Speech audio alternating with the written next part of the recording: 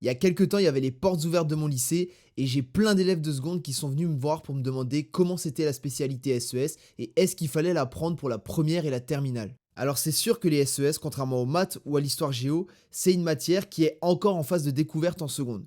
Moi, ce que j'aime bien dire aux élèves, c'est que la spécialité SES, c'est un peu une spécialité complémentaire. C'est-à-dire qu'elle va vraiment devenir utile en fonction de la spécialité complémentaire que vous allez choisir avec. Par exemple, si vous voulez faire spé maths et spé SES, c'est vraiment utile pour faire de l'écho derrière. Par contre, si vous vous destinez à une carrière comme le journalisme, faire spé SES et spé AGGSP, c'est vraiment l'idéal. En tout état de cause, les SES, je rappelle que c'est une matière qui a pour but de vous faire comprendre le monde dans lequel on vit, et c'est le premier point qu'on va détailler ensemble. Cette spécialité a une vraie utilité pratique. Cette alliance politique. J'ai toujours cru que l'inflation était un problème. La dette, malheureusement, n'est pas que l'apanage du ministre des Finances. Vous avez déjà certainement vu ce type d'actualité à la télé ou à la radio concernant l'économie ou la politique sans jamais vraiment en comprendre les enjeux. Ce qui est bien avec les SES, c'est que ça va réellement vous servir de point de départ dans un premier temps pour vous intéresser à ces actualités, puis pour comprendre qui est concerné, de quelle manière et comment concrètement ça va impacter la vie des uns et des autres. Les SES et notamment la spécialité SES, c'est aussi l'occasion de découvrir de nouveaux horizons dont vous n'avez jamais entendu parler.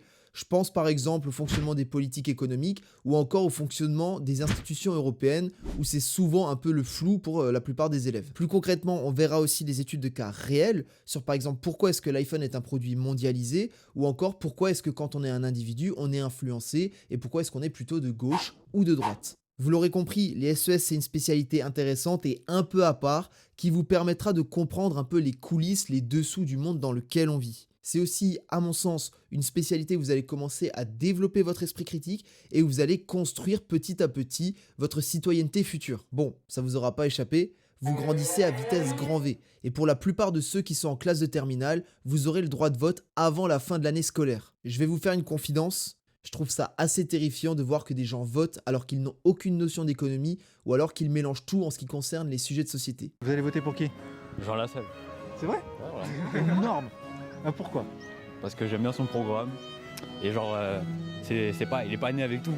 Genre, avant c'était un campagnard. Je vous arrête tout de suite, je suis pas en train de dire qu'il faut réserver le droit de vote à une élite intellectuelle, je vous explique simplement qu'à 17 ou 18 ans, s'éduquer à certains concepts, ça fait de mal à personne. Et c'est dans ce sens-là que les SES, elles sont archi utiles. En fait, vous allez voir à travers des chapitres comme la déviance en première ou encore l'action publique pour l'environnement en terminale que tout est rarement tout blanc ou tout noir. Ça n'engage que moi, mais je trouve ça essentiel de comprendre cette nuance pour devenir un citoyen responsable et surtout pour éviter de tomber dans les pièges du tout ou rien que mettent en place certains politiques pendant les campagnes électorales. Éric Zemmour dit n'importe quoi. voyons. Enfin, les SES, c'est une des seules spécialités où on va s'attarder un peu à autre chose que des textes ou des photos. En réalité, on va vraiment se plonger dans des documents concrets comme des courbes de croissance économique, des tableaux sur le chômage ou alors encore des sondages sur les opinions. Ça peut paraître très évident, mais encore une fois, ça vous évitera par la suite de vous faire manipuler par des documents ou des graphiques qui, des fois, veulent vous montrer une vérité qui est un peu différente de la réalité. En fait, il suffit parfois de modifier 2 ou 3 petites choses dans un graphique pour lui donner un tout autre sens. Tout ça pour dire que la spécialité SES va vous offrir une vraie diversité de compétences que vous ne retrouverez pas forcément ailleurs. Bon, c'est bien beau, mais je fais quoi après le bac avec une spécialité SES? Je le disais en intro, ce qui est intéressant avec les SES, c'est de savoir quelle autre matière, quelle autre spécialité vous allez prendre en combinaison. Alors ici, on va pas discuter ensemble des différentes possibilités qu'il y a en fonction des combinaisons que vous allez prendre. Je vais simplement essayer de vous faire un détail des grandes voies qui s'offrent à vous en sortant d'une spécialité SES. D'ailleurs, dites-moi si ça vous intéresse une vidéo où je discute un peu avec vous de l'ensemble des débouchés qu'on peut avoir après une spécialité SES. La première chose que j'aimerais que vous reteniez, c'est que la spécialité SES ne vous ferme que très peu de portes. Évidemment, si vous voulez vous orienter vers médecine ou une prépa MPSI, je vous conseille pas forcément d'aller en SES. À côté de ça, il vous reste entre 80 et 90% des parcours qui restent tout à fait possibles. On peut faire du droit, de la psycho, du commerce, bref, il y a une multitude de domaines qui s'offrent encore à vous. Premièrement, le parcours universitaire qu'on appelle encore la faculté. La faculté ou la fac, ça commence par un parcours de 3 ans qu'on appelle la licence. La licence, c'est un tronc commun à plusieurs universités, c'est-à-dire qu'il y a grosso modo les mêmes matières à peu près partout en fonction de la spécialité que vous allez prendre. Je suis désolé de vous le dire comme ça, mais en général, la licence, ça sert pas à grand-chose sur le marché du travail. C'est simplement un droit d'accès pour le master qui vous permettra ensuite d'atteindre le bac+5. Pour ma part, à l'université, j'en viens. J'ai fait une licence d'économie et de gestion avant d'intégrer Sciences Po en master. Et ce que je peux vous dire, c'est que je trouve ça un peu sous-coté par rapport aux écoles de commerce dont on entend souvent parler, ou alors encore par rapport aux classes préparatoires. Ce que je trouve génial à la fac, c'est vraiment le côté autonomie. C'est-à-dire que si vous avez une passion ou un projet entrepreneurial à côté, vous pouvez tout à fait manipuler votre emploi du temps comme bon vous semble et essayer d'allier les deux. En plus pour moi, la fac ça a été une vraie école de la débrouillardise. Il arrive des fois que vous avez des informations qui ne se trouvent pas dans le cours et vous êtes obligé d'aller chercher à gauche ou à droite qu'est-ce qui pourrait compléter tout ça. Et ça, vous avez largement le temps de le faire à la faculté. Et puis on va pas se mentir, à la fac vous avez aussi plus l'occasion de voir vos potes et de sortir un peu. Bon, ensuite vous avez les parcours cours. Vous avez d'un côté les BTS et les BUT et de l'autre les classes prépa. Alors ça n'a rien à voir. Les BTS et les BUT, en général, ce sont des diplômes professionnalisants qui sont là pour vous aider à rentrer sur le marché du travail à la fin de vos 2 années d'études. De l'autre côté, les classes prépa, toujours en 2 ans, elles sont là pour vous préparer, comme leur nom l'indique, au concours d'admission aux grandes écoles de commerce. Parce que nous, on est en SES, donc ce qui nous intéresse, c'est les grandes écoles de commerce. Parlons-en des écoles de commerce. Alors vous avez d'un côté les écoles de commerce dans lesquelles vous allez rentrer juste après le bac. En général, vous y ferez ce qu'on appelle des bachelors. Et de l'autre côté, vous avez les fameuses grandes écoles de commerce qui nécessitent un concours pour y accéder. Alors ce qui est super cool avec les écoles de commerce, c'est qu'en général, elles ont un réseau d'entreprises partenaires avec lesquels vous pourrez faire des stages de fin d'études, voire trouver un emploi à la fin de votre diplôme. En plus, ce qui est génial avec les écoles de commerce, c'est que la plupart du temps, elles font partie d'un réseau d'écoles et ça vous permettra d'aller faire un semestre, voire une année entière à l'étranger. Autant vous dire que c'est assez essentiel si un jour vous voulez parler une langue comme l'anglais parfaitement. On parlait de concours tout à l'heure, alors je profite pour parler d'une petite école pas très connue en France, Sciences Po.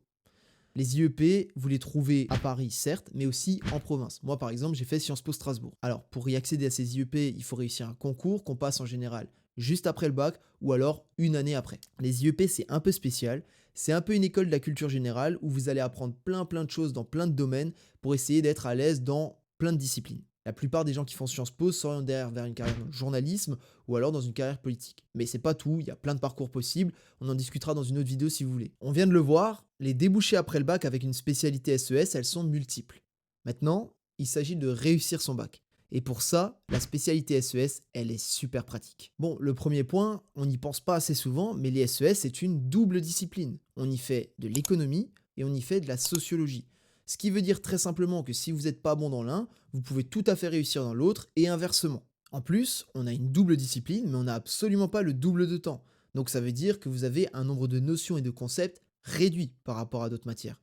4 chapitres d'éco, 4 chapitres de sociaux. En maths, vous avez 12 chapitres. Évidemment, je ne suis pas en train de vous dire de faire l'impasse sur l'une ou l'autre discipline. L'idéal, c'est d'être à l'aise dans les deux, mais sachez que si vous bloquez en économie, il n'y a aucune raison que vous soyez dans la difficulté en sociologie et inversement. Je viens de vous le dire, le mieux c'est d'être à l'aise dans les deux disciplines. Qui dit double discipline, dit épreuve composée. Au bac en SES, vous avez le choix entre 2 épreuves.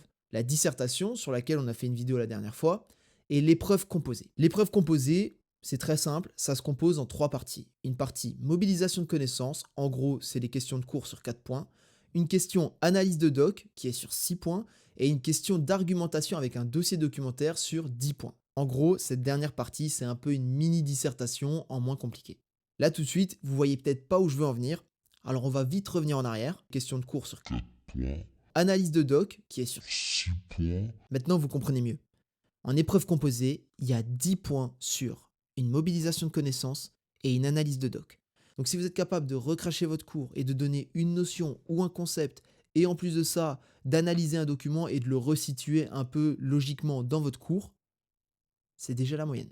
Bah ouais, mon rêve. Et quand on sait que le niveau d'exigence de la dernière partie est vraiment moins élevé que celui d'une dissertation, il y a sincèrement moyen d'aller chercher des 15 ou des 16 très facilement dans cette épreuve.